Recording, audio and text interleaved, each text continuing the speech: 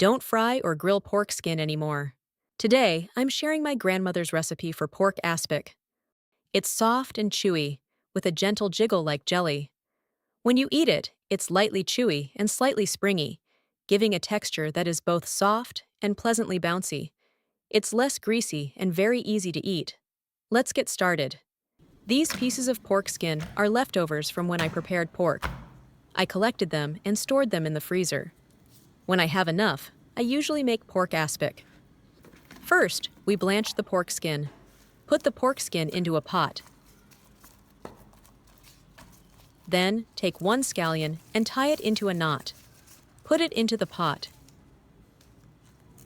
Add a few slices of ginger and 1 tablespoon of cooking wine. Add enough water to cover the pork skin. The ginger, scallion, and cooking wine help remove the odor of the pork skin and make it cleaner. Turn the heat to high and bring it to a boil. When the water boils, reduce to medium heat and cook for another 5 minutes.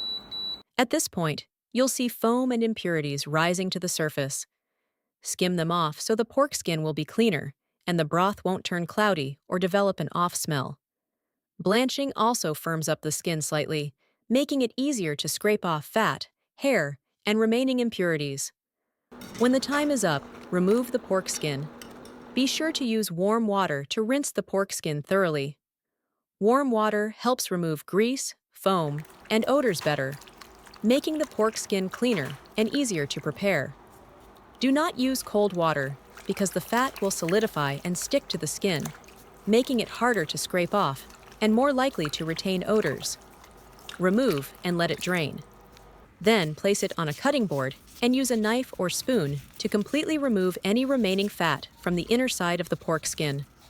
Remove all the fat because it can make the broth cloudy, causing the jelly to be less clear and less appealing. Removing the fat also makes the dish less greasy and helps it keep longer. Don't forget to scrape off any impurities and hair on the outer side. If there is any hair left, pull it out completely. If the pork skin pieces are large, cut them into smaller pieces. Then cut them into thin strips. The collagen and elastin in pork skin provide essential nutrients that help lubricate joints and improve flexibility. In particular, pork skin contains about 2.5 times more protein than meat, but less fat than fatty pork, helping provide energy and support the immune system. After cutting, put the pork skin into a basin. Add to the basin 1 tablespoon baking soda, 1 tablespoon salt, 1 tablespoon cooking wine. Then knead for about 4 to 5 minutes. Remember to wear gloves because baking soda may irritate the skin. Baking soda helps loosen and dissolve the fat layer on the surface of the skin, making it easier to clean. Salt acts as a natural abrasive, helping pull dirt and slime off the skin effectively. Cooking wine removes the strong odor of the pork skin and dissolves some of the remaining fat. This step is very important for removing grease and odors more effectively. Then add warm water to rinse clean.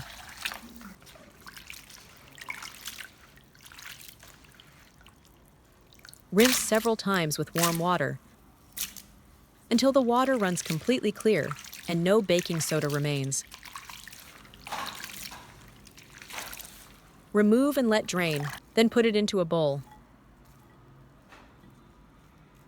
If you have a scale, weigh the pork skin. If not, you can use a bowl to measure. Put the pork skin into the pot. For every 1 part pork skin, add 2 parts water to get a firm and chewy texture. Do not add too much water, or the final dish will be soft and less elastic. If you have 1 bowl of pork skin, add 2 bowls of water. Next, add scallions, a few slices of ginger, a few bay leaves, some star anise, and 1 tablespoon of cooking wine. First, cook over high heat until it comes to a boil. Once boiling, reduce to low heat and simmer gently for about 50 minutes. When the time is up, remove the scallions, ginger, and other spices. It's nice to know that we see each other all over the world. If you haven't subscribed to my channel yet, you can subscribe by clicking the subscribe button. It's great to see your support. Now pour it into a plate or tray and let it cool. After about 3 hours, it will set. If the weather is hot, let it cool slightly, then place it in the refrigerator. Once it has set, let's take a look. Use a knife or a spatula to loosen it from the tray. When finished, the pork skin aspic has a clear or slightly cloudy surface and sets into a firm, smooth block. When cut, each piece holds its shape with clean edges and slight elasticity. Inside, you can see thin strands of pork skin layered within the clear jelly, looking glossy and refreshing. In terms of texture, the jelly is soft but not crumbly, with a slight jiggle like gelatin. When pressed, it feels elastic and does not stick to your hands. Since there is no fat left, it is easy to eat and not greasy like fried pork skin. Eating it cold in hot weather helps balance the body and provides gentle cooling while still being nutritious. Pork skin is rich in collagen, which is good for the skin, hair, and nails. It helps keep skin smooth, reduces wrinkles, and improves elasticity.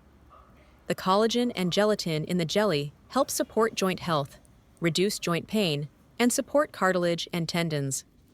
It is especially good for the elderly or people who exercise frequently. Arrange it on a plate as you like. Next, let's make the garlic vinegar dipping sauce. Mince a few cloves of garlic. Add 1 teaspoon of pepper. Slice 1 chili if you like it spicy. Squeeze in 1 lime. If you don't have lime, you can use vinegar. Add 1/4 teaspoon of salt. Add 2 tablespoons of light soy sauce. Add a little cooking oil. Sesame oil is even better. Mix well until everything is completely dissolved. This makes a very flavorful and delicious dipping sauce for pork skin aspic. Now it's time to enjoy the result. The strands of pork skin inside are slightly chewy and springy, giving a texture that is both soft and pleasantly crunchy.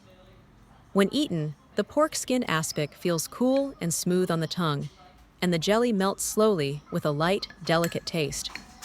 The pork skin is moderately chewy, becoming more fragrant and rich as you chew.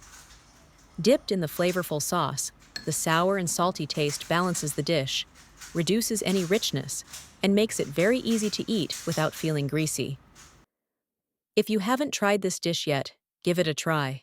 It's not only delicious, but also very good for your health. The video ends here. If you have any comments, please leave a comment below. If you find the video interesting, please give me a like. Don't forget to share it with your relatives and friends. Remember to subscribe to the channel. Thank you for your support. Goodbye. See you in the next video.